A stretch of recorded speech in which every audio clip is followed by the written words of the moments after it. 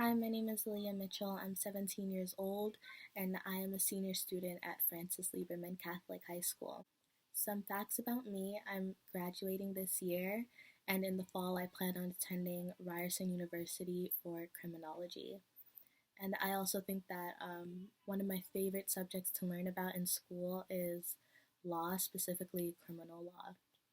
I think that this subject is my favorite subject because I think it's interesting to learn about why we as a society can and cannot do certain things and the effects that us doing certain things has on the other citizens of this country. I also think that it's very interesting to learn about certain bills and why certain bills are passed and the effects that these bills have on different groups in Canada, specifically minority groups. I'm very passionate on learning about the different ways that laws in Canada today affect minority groups. I'm also very passionate about it, not only because I myself am a minority, but also because I know minority groups don't really have as big of a voice in the government.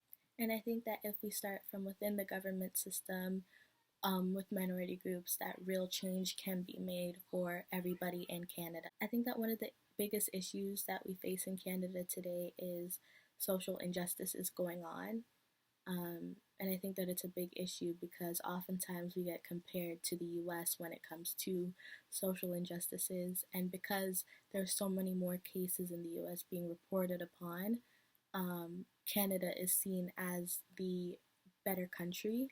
And I think that that kind of suppresses minority voices because they feel as if they have nothing to complain about because at least they're not living in the US, right? I think one of the ways that we can improve upon this is to really listen to minority voices, especially youth minority voices. I feel like many of the youth in Canada have very big ideas on how to improve upon this problem, and those ideas are kind of swept under the rug because the youth are seen as people who haven't lived life yet, so they shouldn't have an opinion on certain things. And I think that type of mentality is detrimental to all of society because the youth really, really do have good ideas when it comes to fighting social injustices, when it comes to fighting them without violence.